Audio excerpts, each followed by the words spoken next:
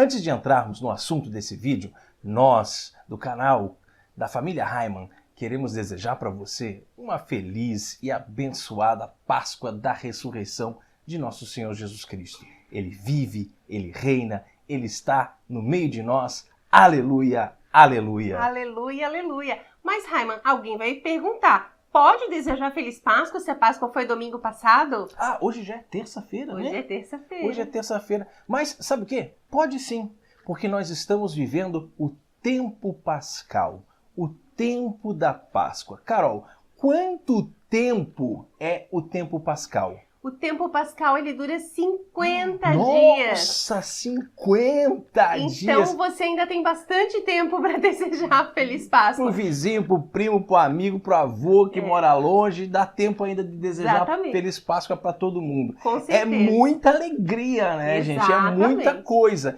Então veja só, se nós passamos 40 dias nos preparando para a Páscoa, foi uma quaresma, nós falamos tanto nesse canal sobre a quaresma, sobre as orações, sobre as penitências, sobre os jejuns, as mortificações, aquele tempo em que a igreja se veste de roxo, né? Agora nós estamos vestidos de branco, nós estamos aí gritando o aleluia que estava preso na garganta, né? Vocês se lembram quando nós fizemos um vídeo falando sobre o enterro do aleluia? Ah, é verdade. Né? Agora então o aleluia foi desenterrado, né? E saiu do nosso peito com muita força, né? Você pode perceber que nas celebrações, nas santas missas, se diz muitas vezes a palavra aleluia, né? E para você também que reza a liturgia das horas, né? Você vai perceber que no tempo pascal, geralmente ali embaixo da antífona normal, digamos assim, ele tem um TP, que é o tempo pascal. Então isso é interessante. Se você não viu o vídeo, a gente fez um vídeo, né, meu bem? A gente fez um vídeo explicando sobre a liturgia das horas. Como reza a liturgia das horas. É verdade, vale a pena conferir. É interessante também você ir lá conferir. É isso mesmo. Então se nós passamos 40 dias nos preparando para a Páscoa, agora nós temos 50 dias de alegria, de festa, né? E você sabe, todo domingo é Páscoa. Né? Todo domingo é dia do Senhor, todo domingo é dia de comemorarmos a ressurreição. E a Páscoa é quando a gente comemora a ressurreição do Senhor. Né? Então nós temos 50 dias, como se fosse um só, 50 dias para nós comemorarmos essa grande festa, a festa mais importante do cristianismo. Mais importante. São Paulo já dizia, né? Que se Cristo não ressuscitou, então vã é a nossa fé. E a nossa fé, ela não tem nada de vã, a nossa fé, ela é edificada sobre a rocha, né, que é São Pedro. O próprio Cristo nos prometeu, né, que ele iria ressuscitar, ele está vivo, né, e graças a Deus nós somos católicos e podemos viver agora esse tempo de muita alegria, né, o tempo da Páscoa. Exato. E nesse período da Páscoa, então, são 50 dias, ele vai encerrar, ele começa, né, com já as vésperas, né, o sábado, a vigília pascal, né, as vésperas de domingo, e vai encerrar lá no domingo de Pentecostes. Quando chegar mais perto de Pentecostes, nós fazemos um vídeo explicando um pouquinho como era o Pentecostes lá dos judeus, lá no Antigo Testamento, e como é o nosso Pentecostes hoje.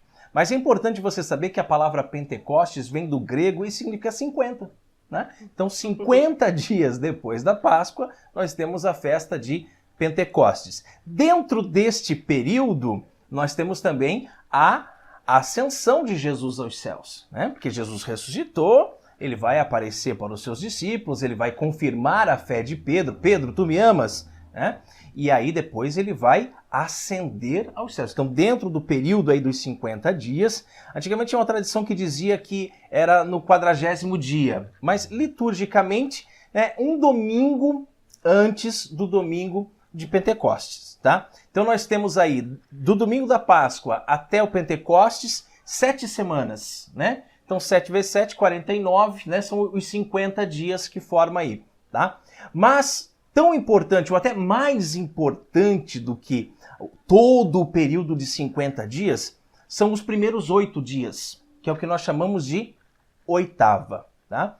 A igreja tem oitavas em vários momentos diferentes, né? Tem a oitava do Natal, tem oitava de festas marianas, tem várias oitavas, né? Agora, a oitava de Páscoa, realmente ela é vivida aqueles 8 dias como se fosse um só, né? Então, como se fosse um sonho. Então, nós estamos agora, você está assistindo esse vídeo numa terça-feira da oitava de Páscoa. Então, hoje é Páscoa, né? Ficou claro? Continua sendo. Continua é como sendo. se fosse um dia só, Um dia só. A liturgia da igreja é essa, né? As orações, elas se repetem porque é um dia só. A igreja considera como um só dia. Você percebe também que dentro da oitava, quando o sacerdote se despede, né? Na missa nova é bem lá no finalzinho, bem quando se despede mesmo. Na missa tradicional ainda vai ter o último evangelho, né? Enfim. Mas quando o sacerdote diz, né, ite missa est, né, ou vão em paz, o Senhor vos acompanhe, ele acrescenta aleluia, aleluia, né, e o povo vai responder, demos graças a Deus, né, aleluia, aleluia, né, dentro desse período aí da oitava, porque é uma festa só, é um dia só, é Páscoa, é alegria, é a nossa festa, é a festa da ressurreição do nosso Deus e Senhor. Mas a gente quer falar para vocês também que muitos e muitos e muitos anos antes de Jesus encarnar-se, porque Jesus ele é eterno, né? Jesus ele existe antes de tudo, né? Antes de todos os tempos, Jesus está lá, né? Mas antes dele encarnar-se como homem, né? Antes do verbo se fazer carne, então o povo judeu já comemorava a festa da Páscoa. E isso está muito claro na Bíblia, lá no Antigo Testamento. Isso não foi uma sugestão de Deus, isso foi uma ordem de Deus.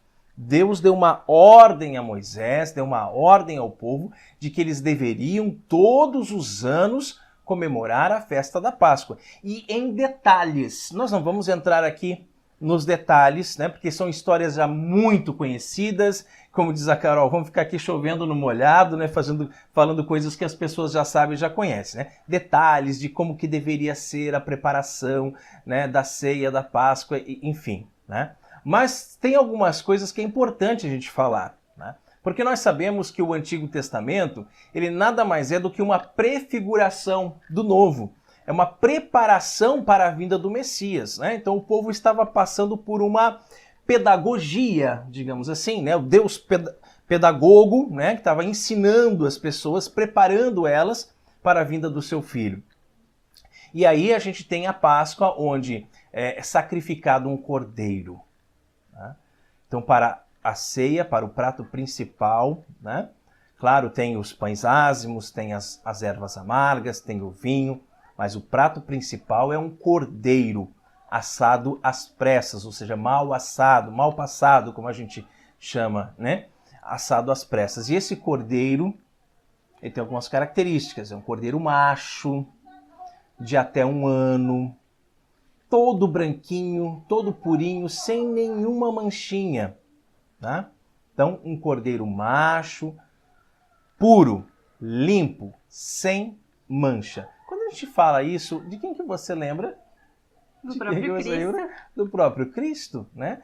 Cristo é o cordeiro imolado. Cristo é a nossa Páscoa, né? Do Novo Testamento, Do Novo né? Testamento. Então vejam. Né? Por isso que a gente não consegue entender, né? Como tem pessoas, né? E, enfim, seitas por aí que ficam presos no Antigo Testamento, né? Sendo que no Novo Testamento o próprio Cristo veio, né? Para fazer essa nova aliança, para ser o cordeiro imolado, para fazer o sacrifício definitivo, né? O sacrifício perfeito de uma vez por todas. Antes de Jesus iniciar a sua vida pública, ali quando ele completou os seus 30 anos, ele vai até o seu primo João Batista, nas margens do Jordão, e pede para ser batizado. Jesus não precisava ser batizado, né? Mas até para dar o exemplo, né? E tem teologias muito bonitas a respeito de que quando ele mergulhou nas águas do Jordão, então os pecados do mundo inteiro, né? Ele carregou sobre si para depois expiar na cruz esses pecados, né? Porque ele não tinha pecado. Mas é interessantíssimo a gente lembrar que quando ele está se aproximando, de longe, João Batista vê Jesus chegando lá, ele grita assim: eis o Cordeiro de Deus, aquele que tira o pecado do mundo. Olha, por que João Batista ia chamar Jesus de Cordeiro, gente? Se ele não fosse o Cordeiro que seria imolado, um sacrifício único, né? Irrepetível, um sacrifício definitivo. Se antes, no Antigo Testamento, todos os anos, os judeus tinham que fazer o sacrifício de um cordeiro, né? Agora viria o cordeiro definitivo, um cordeiro macho, né? Um cordeiro sem mancha, um cordeiro sem pecado, que é nosso Senhor Jesus Cristo. Desculpa interromper o seu vídeo, mas é um assunto muito importante. Nós viemos lhe pedir ajuda. A nossa família evangeliza através da internet com vídeos diários e contamos com a sua caridade. Mande um Pix para nós de qualquer valor por mais insignificante que possa parecer, porque o pouco com Deus é muito. A chave Pix está aparecendo aqui na tela. Deus lhe pague e recompense. E vejam que nenhuma citação nas Sagradas Escrituras, ela é em vão, né? Ela é mera coincidência, não. O plano de Deus, ele é perfeito, né? E já estava nos planos de Deus, toda a história da salvação, né? Ela já estava no coração de Deus, já tinha sido prevista, né? Desde sempre. Então, existem essas coisas. No Antigo Testamento, o Cordeiro, e no Novo Testamento, então, João Batista o chama, né? Chama Cristo do Cordeiro. De Cordeiro. Exatamente. Assim como a mulher, né? Maria, que pisa na cabeça da serpente e tal, é a mulher. Então, todas essas simbologias, essas palavras que são usadas, né? Essas expressões, elas não são em vão. Os profetas mesmo, quando falavam do Messias, já previam até os sofrimentos que ele passaria. E diziam que ele foi levado como um cordeiro ao matadouro, né? E ali mudo, não reagiu, não falou nada, né? Não tentou se defender. Então já está tudo previsto no plano de salvação, né? Então eu acho muito interessante uma coisa que nós estávamos vendo agora, esses dias, numa aula do Padre Paulo Ricardo, né? Sobre Cristologia, já é uma aula de um curso até mais antigo dele, mas nós só estávamos vendo agora, em que ele fala que a soteriologia, ou seja, a teologia da salvação, não é um acidente, né? Não é um acidente, não é que Jesus veio e estava tudo muito bem, tudo bonitinho, fazendo milagres e tal, curando um, curando o outro, ressuscitando mortos, multiplicando pães, e aí de repente deu ruim, prenderam ele, mataram, né? Deu ruim, saiu dos planos. Não, estava nos planos desde sempre, desde o princípio, estava nos planos que ele, o Cordeiro, seria imolado, né? Jesus é a nossa Páscoa, Jesus é o Cordeiro imolado. E toda Santa Missa, o sacerdote, seja na missa nova, seja na missa tradicional, ele vai se voltar para o povo com a hóstia consagrada nas suas mãos e vai dizer em bom e alto tom, que você sabe que na missa tradicional tem muitas palavras dos sacerdotes que são em voz baixa, mas essa é uma parte que é em voz alta, para todo mundo ouvir, né? Eis o Cordeiro de Deus, aquele que tira o pecado do mundo, né? Nós vamos responder, né? Senhor, eu não sou digno, mas o importante agora é a gente meditar sobre isso. Ali, no santo sacrifício da missa, no altar, está o Cordeiro imolado. No santo sacrifício da missa, Jesus é o sacerdote, Jesus é o altar e Jesus é a vítima, né? Sacerdote, altar e vítima. Nosso Senhor está ali. Por isso que é o sacrifício mais completo, é o sacrifício mais perfeito, definitivo, né? Da nova e eterna aliança. Não vai ter outra aliança, não vai vir Deus e dizer, não, vamos fazer um outro sacrifício, né? Antes era pedagogia, estava preparando tudo para esse momento.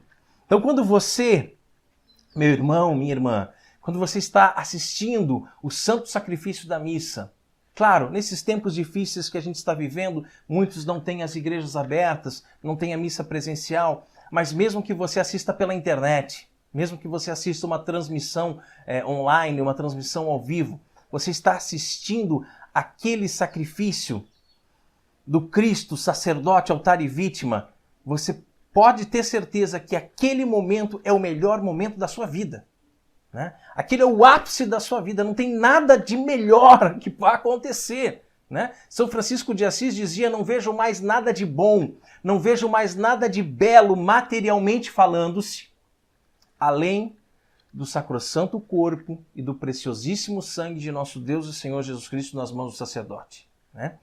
Então a missa é isso, tá? E da mesma forma, né, Carol? Carol tá tão quietinha, vou deixar a Carol falar um pouquinho agora, que eu me empolgo, né? Colérico, sabe como é que é? Da mesma forma que Jesus passou por muitos sofrimentos, nós também passamos, né? Também passamos. E nós falamos bastante nos nossos vídeos sobre o sofrimento, sobre a dor. Mas uma coisa que a gente precisa falar também é que da mesma forma que ele ressuscitou, nós ressuscitaremos com ele, né, Carol? Exatamente.